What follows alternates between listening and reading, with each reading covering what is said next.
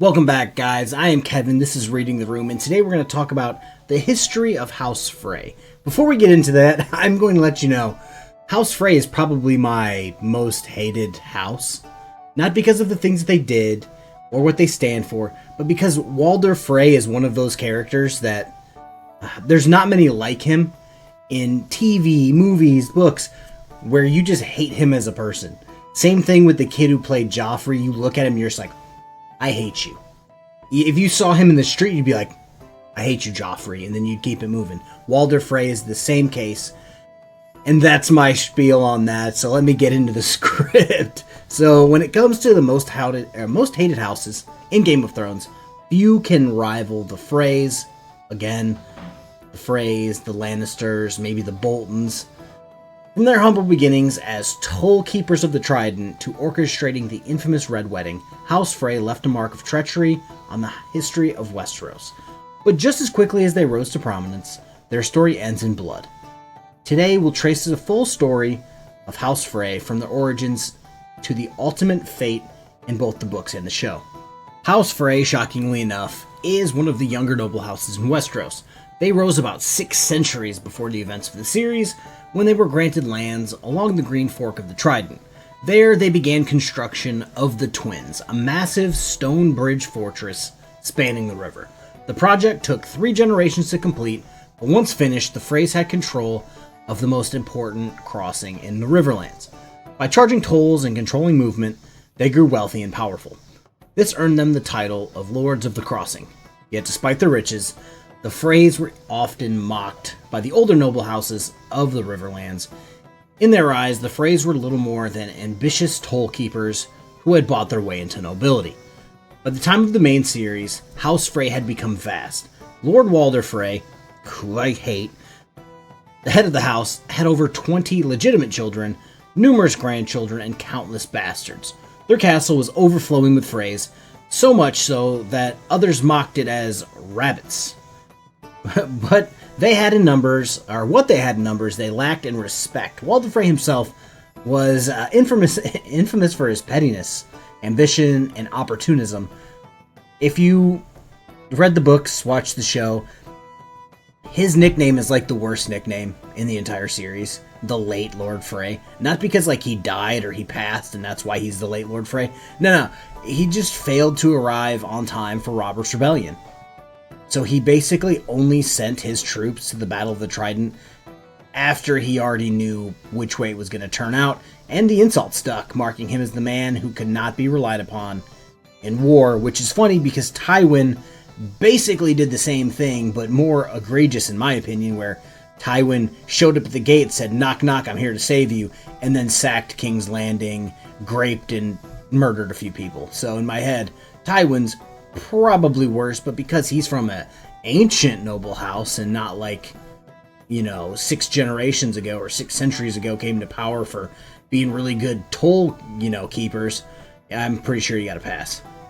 When the War of the Five Kings broke out, the Freys ever so briefly gained a chance at actual respect, responsibility, when they basically made a deal with Robb Stark. Robb was trying to cross the Twins and was forced to negotiate with Walder Frey and promised to marry one of his daughters.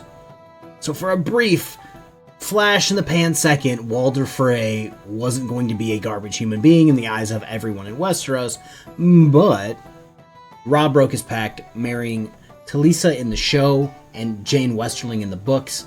Walder Frey was humiliated. Seizing the opportunity, he struck a deal with Tywin Lannister and Roose Bolton.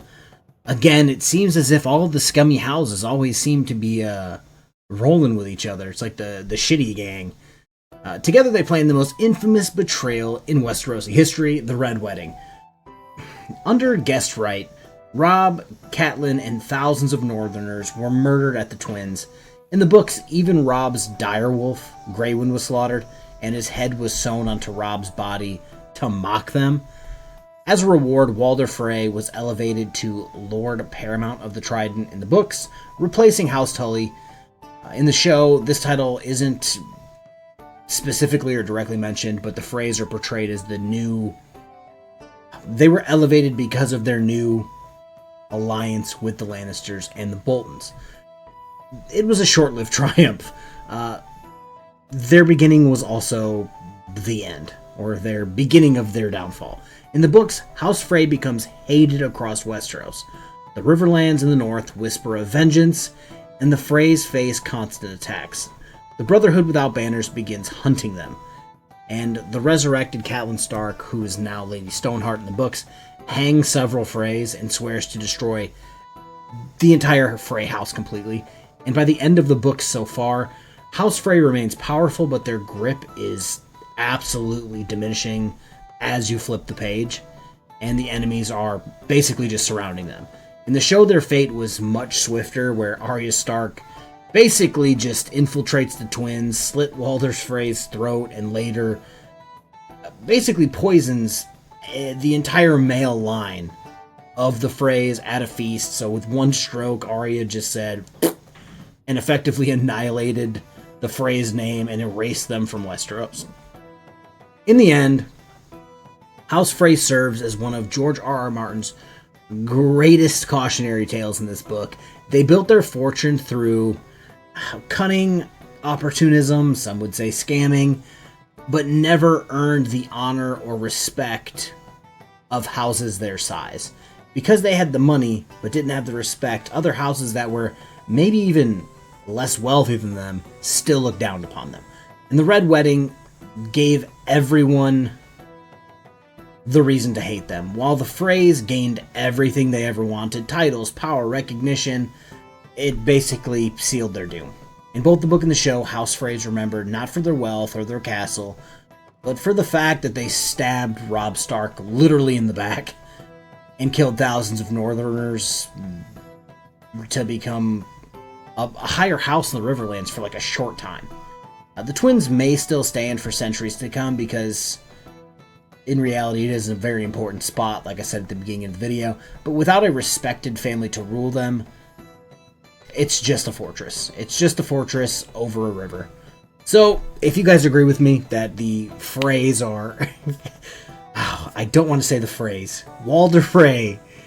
Oh, it was such a good bad guy. Again, there's very few people who can pull off the good bad guy, where you just hate them with every, ounce of your being. If you agree that he's a terrible but good bad guy, leave that in the description. If you guys have any other things you guys want me to cover, I'm not like running out of content, but I would like to, make these videos for things you guys specifically want to talk about. So yeah, leave that in the comments. Have a good rest of your day, guys. Peace.